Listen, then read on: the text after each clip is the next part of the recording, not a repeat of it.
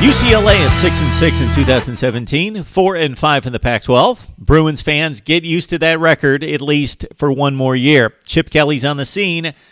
How much of a splash will he make in the interim or long term? Well, let's take a look at the evidence of what may be the future forecast for UCLA football. This is it for me. Oregon was a decent program. It was a fringe top 25 program before Chip Kelly. He raised the bar significantly. It was a top 5 program, an elite program. 46-7 with Chip Kelly on the sideline, 33-3 in the Pac-12. So that would speak to him coming into UCLA and raising the bar and raising the standard and making this program a championship program almost immediately.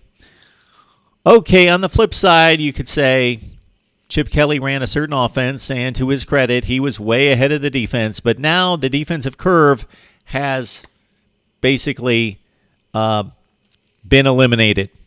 Defensive coordinators are too smart. They've caught up across the country, and these offenses are everyday material now to be game planned against.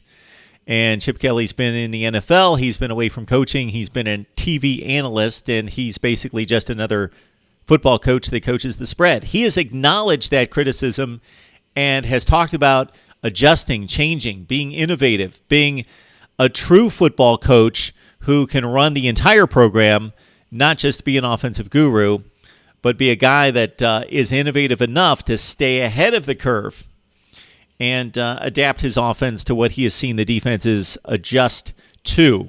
All right, Steve Spurrier could be a good example here, a case study in looking at what Chip Kelly has done and what he may do in the future. Steve Spurrier ran the fun and gun both at Duke, we forget about that, winning the ACC championship inexplicably against much better teams, and then going to Florida with the talent, with the speed, and running the fun and gun and dominating the SEC for a period of time.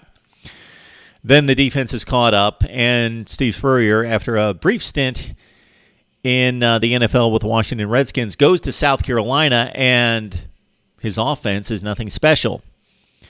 But over time at South Carolina, he learned to be a CEO. He learned to be a complete head coach running a football program. And he relied on the running game. He relied on a defense, and he built a system there at South Carolina that won more consistently than any coach in program history at South Carolina. 3 consecutive 11-win seasons. So is Chip Kelly the new Steve Spurrier? We will wait and see. It's going to be very difficult for him to deliver those kind of results out of the gate because we start at quarterback, and it's such an unusual situation with the Bruins at quarterback considering the Chip Kelly offense. Many people would say if you've got 2 quarterbacks, you don't have a quarterback. Well, UCLA's got 4 or 5 quarterbacks, so they may not have a quarterback. Wilton Spade is the guy with the most experience and success, leading Michigan to a top 10 finish in 2016 and that close to a possible college football playoff. But the slow-footed Spade would not be a great or ideal fit for this offense. We've got Devin Modster. We saw what he did against Cal last year, a 19 for 22 game, which led UCLA to postseason play. So he basically mended the offense late in the season in the absence of Josh Rosen and got them at least to a bowl game. In the bowl game, he played well in the first half. K-State made adjustments. He's a limited player. He couldn't counter, and he was shut down in the second half. But Devin Modster, a nice quarterback. Ideally, your backup quarterback. All right, you also have Matt Lynch. You've got others. But like their crosstown rivals with USC and JT Daniels, Bruins fans really want Dorian Thompson-Robinson to be the savior immediately, right now. Step in, get the job done, be the freshman phenom that we want under Chip Kelly right now. That's probably not going to happen. We will see who wins the quarterback battle there at UCLA. Okay, Bola Olorun for me and Soso Jamabo are so-so backs, at least statistically, with 1,000 yards combined and 11 touchdowns. They were very consistent for a running game that was atrocious before 2017. They were consistent gaining yards, but not big plays, explosive plays. So that's partially on the offensive line, but it's also on these two backs.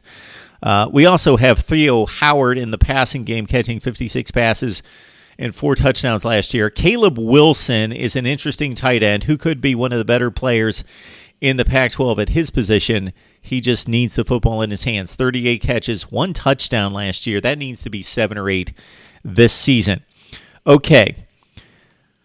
The offense has lost Josh Rosen to the NFL, one of the best quarterbacks in the nation. They've lost 2 wide receivers, their 2 best wide receivers, 3 offensive linemen with 115 career starts. That includes a top 15 pick in the NFL draft in Colton Miller.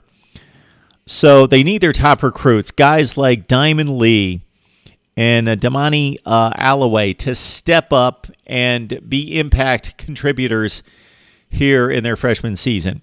Let's go to the defense. Last year's injuries mean that very young players were maybe not ready, but they were forced into action, and that should help the cause in 2018. You've got a defensive end in Chigozie Norek, who had 8 tackles for loss. You've got Marcus Moore, 5.5 tackles for loss.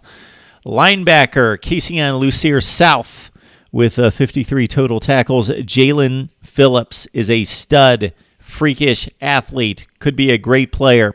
Ditto, Darnay Holmes. These are the 2 guys in terms of ceiling to keep your eye out on. Darnay Holmes, 39 total tackles and 3 interceptions. And also Nate Metters at the other corner with 54 total tackles. You've got a place kicker at UCLA who is reliable in J.J. Molson after hitting 17 of 21 in 2017. This schedule has no gimmies, none. Most schedules have 1 or 2 for the decent teams in the Power 5, but even Cincinnati at the Rose Bowl in Week 1 is not a gimme.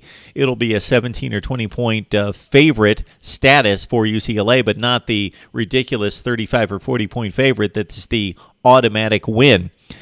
At Oklahoma, most likely a loss. Fresno State, not a gimme as well, as Fresno State coming off a championship game appearance in the Mountain West.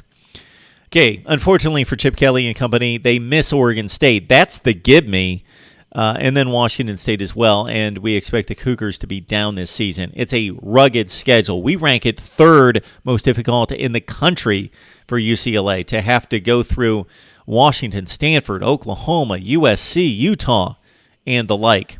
6-6, 4-5 in the Pac-12. It sounds familiar. We're going to look beyond that, though. How will UCLA play in these games to prepare them for a possible run in the Pac-12 South in 2019? Like, comment, and subscribe. Do all those good things for us here at Mark Rogers TV. And, of course, leave your prediction in the comments section on UCLA football under Chip Kelly in 2018, right here at Mark Rogers TV, the voice of college football.